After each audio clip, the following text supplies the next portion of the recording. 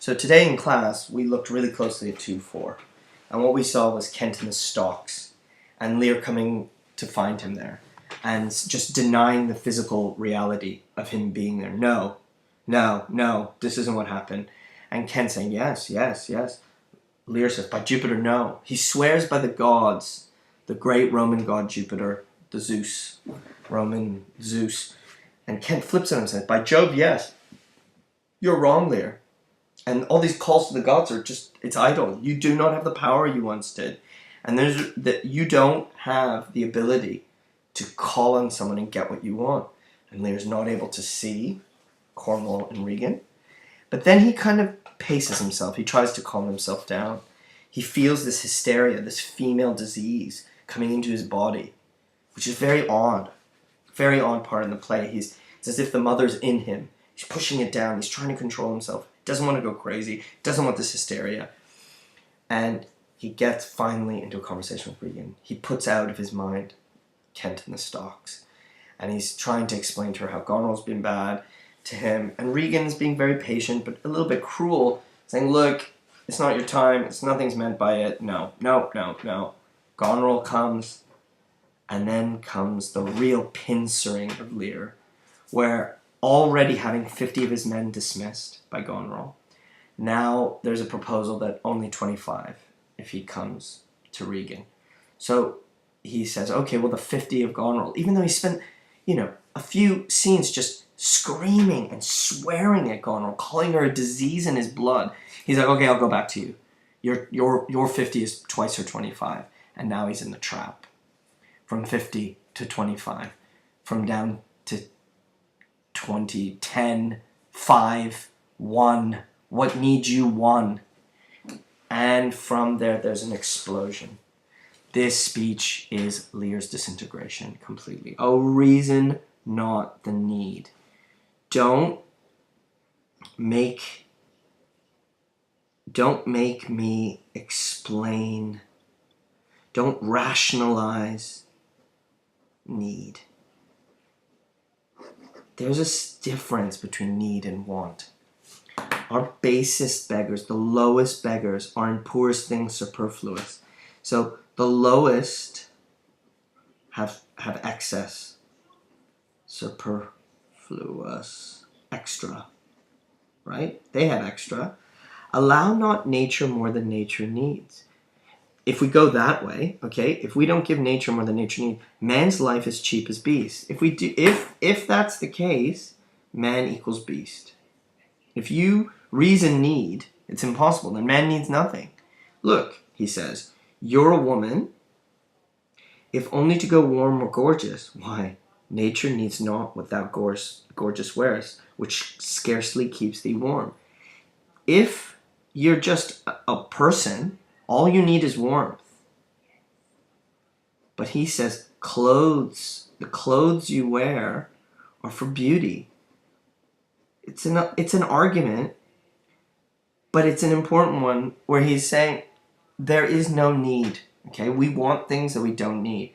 And then he trails off and he does a bunch of time. But for true need, what is true need?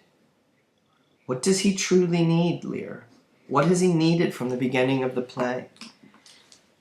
What? Love? Loyalty? Respect?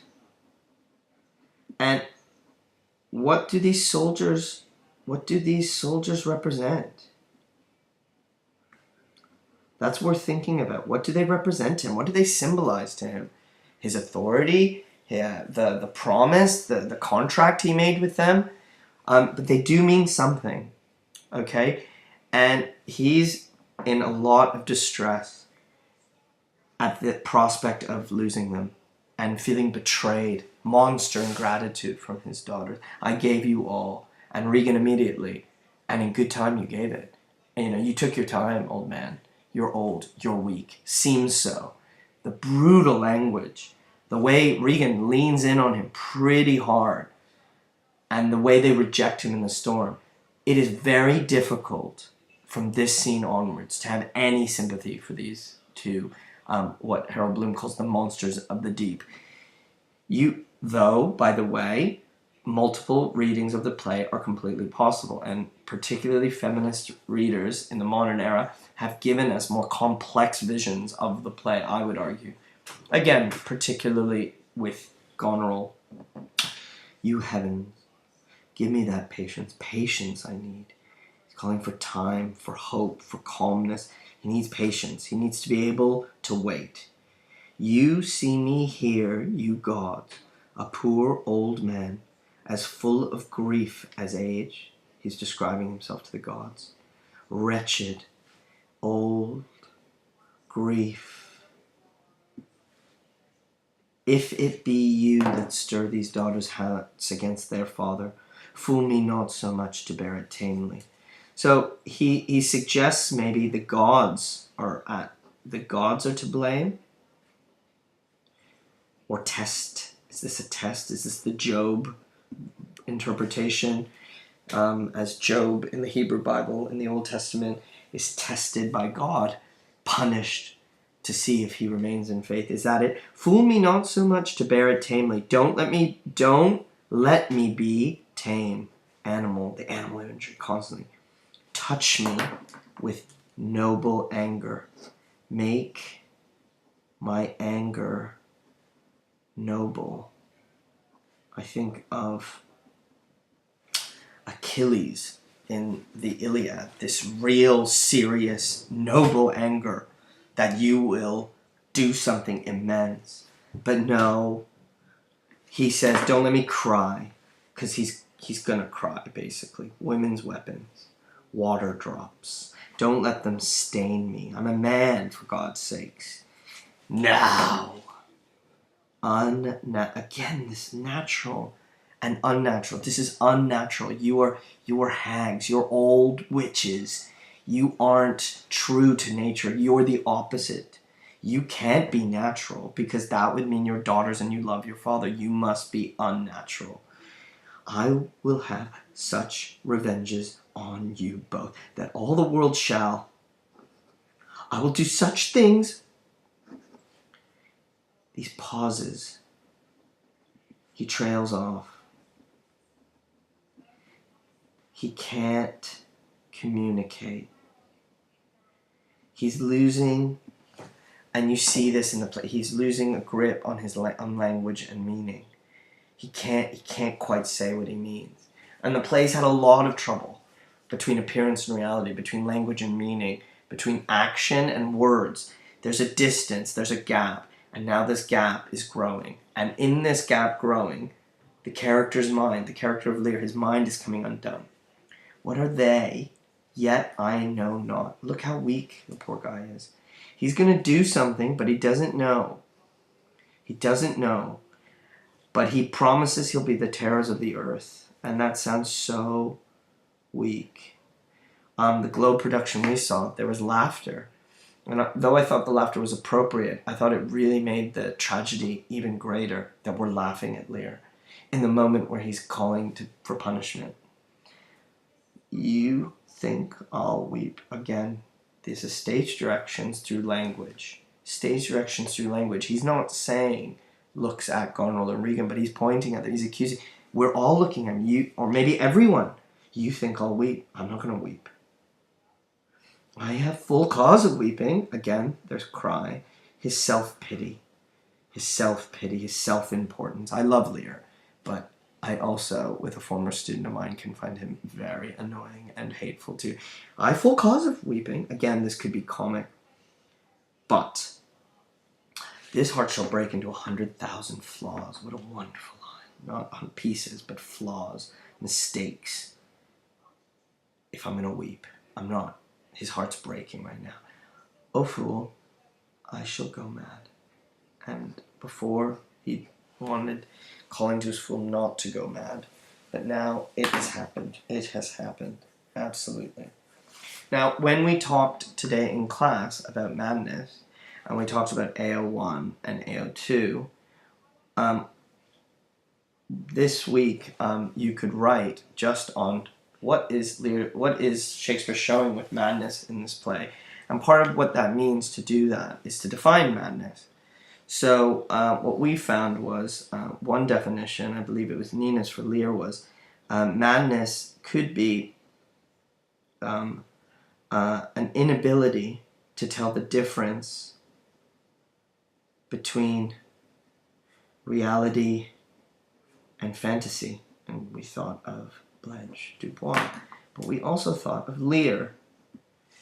AO2, AO2, AO2, I'd want to get 3 quotes from the scenes we've looked at so far that could help back up this idea that this slow disintegration of his ability to tell reality and fantasy. The thing with Lear, though, is all we've read so far is disintegration. So here he is declaring he's gone mad. But I'd want to hear just about how we've gotten to this point. Shaib presented us with a different definition of madness, an alternative one, lack of empathy. And that's interesting.